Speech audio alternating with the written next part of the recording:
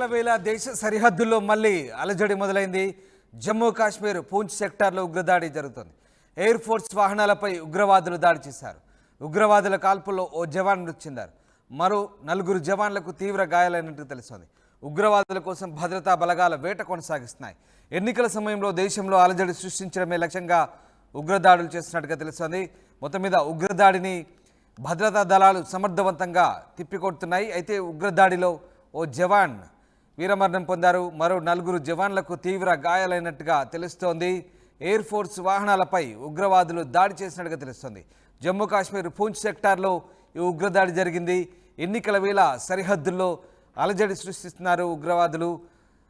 దేశంలో అలజడి సృష్టించడమే లక్ష్యంగా ఉగ్ర దాడులు కొనసాగుతున్నట్టుగా తెలుస్తుంది. ఎస్ రామకృష్ణ జనవుతున్న ఢిల్లీ నుంచి. రామకృష్ణ, ఎన్నికల వేళ మరొకసారి దేశంలో అలజడి సృష్టించేందుకు ఉగ్రవాదులు పన్నాగాలు పండుతున్నట్టుగా తెలుస్తుంది. ఈ నేపథ్యంలో మరొకసారి అటాక్ జరిగినట్టుగా తెలుస్తుంది. దీన్ని భద్రతా దళాలు ఏ విధంగా తిప్పికొట్టాయి? ప్రస్తుతం సిచ్యువేషన్ ఎట్లా ఉంది? లోక్సభ ఎన్నికల వేళ జమ్మూ కాశ్మీర్ లో ఉగ్రవాదులు రెచ్చిపోయారు.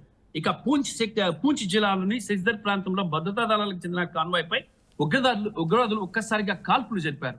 దీంతో భారత వాయుసేనకు చెందిన వాహనంతో పాటు మరో వాహనంపై ఈ దాడులు జరిగాయి. మరి ఒక వ్యక్తి మరణించగా ఇంకో వ్యక్తి గాయపడ్డారు.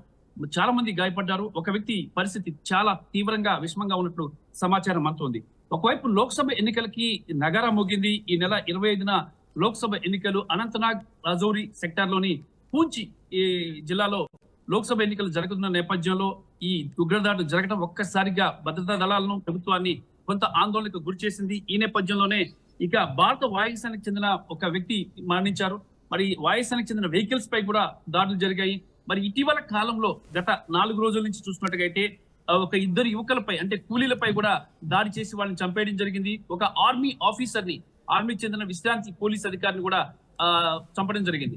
అంటే ఉగ్రవాదులు తమ కార్యకలాపాలను విస్తృతం చేస్తున్నారు. అలాగే కాశ్మీర్ లో ఇప్పటిదాకా ఆర్టికల్ 370 ఎత్తివేసిన తర్వాత ప్రశాంతంగా ఉన్న కాశ్మీర్ లో ఇప్పుడు ఒక్కసారిగా ఉగ్రదాడి కలకలం రేపుతుంది. మరి కొన్ని రోజుల నుంచి జరుగుతున్న ఈ దాడుల నేపథ్యంలో కేంద్రం అప్రమత్తమైంది. భారత భద్రతా దళాలను అప్రమత్తం చేశారు. మరి ముఖ్యంగా ఈ ప్రాంతాల్లో ఎన్నికలు జరగనున్న ప్రాంతాల్లో భారీ భద్రతను పెంచారు. ఉగ్రవాదుల కోసం భారీగా పోలీసులు రంగంలోకి దిగి సెర్చ్ చేస్తున్నారు. మరి అటవీ ప్రాంతాల్లో సెర్చ్ చేస్తున్నారు. మరి అనేక కీలక ప్రాంతాల్లో కూడా భద్రతను కట్టుదిట్టం చేశారు. దాంతో పాటు ఇక జమ్మూ కాశ్మీర్ లోని VVIPల భద్రతను కూడా పెంచారు. అయితే కొంతకాలం నుంచి ప్రశాంతంగా ఉన్నటువంటి కాశ్మీర్ లో మళ్ళీ ఇప్పుడు ఉగ్రదాడులు నెలకొనడంతో కేంద్ర ప్రభుత్వం అలాగే ఆర్మీ అప్రమత్తమైంది. ఎప్పటికప్పుడు కేంద్ర హోంశాఖ, రక్షణ శాఖ కూడా కాశ్మీర్ లోని అధికారులతోనూ అక్కడ ఉన్నతాధికారులతో, ఆర్మీ అధికారులతో కూడా సంప్రదింపులు జరుపుతూ భద్రతా చర్యలను చేపడుతుంది. ముఖ్యంగా ఎన్నికల నేపథ్యంలో ఇక్కడ భద్రతను మరింత కట్టుదిట్టం చేయడానికి అవసరమైన అన్ని నిర్ణయాలు తీసుకుంటుంది. ఇప్పటికే కేంద్ర ఎన్నికల కమిషన్ కూడా ఇక్కడ తాజా పరిస్థితిని పరిశీలించింది.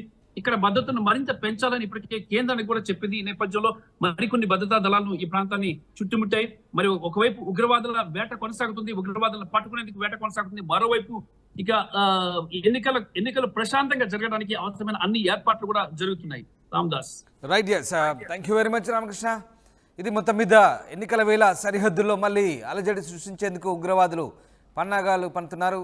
దీన్ని భద్రతా దళాలు తిప్పికొడుతున్నాయి. జమ్మూ పూంచ్ సెక్టార్లో ఉగ్రదాడి జరిగింది. ఎయిర్ ఫోర్స్ వాహనాలపై ఉగ్రవాదులు దాడి చేశారు. ఈ కాల్పుల్లో ఓ జవాన్ మృతి చెందినట్టు తెలుస్తుంది. మరో 4 జవాన్లకు తీవ్ర గాయాలయ్యాయి.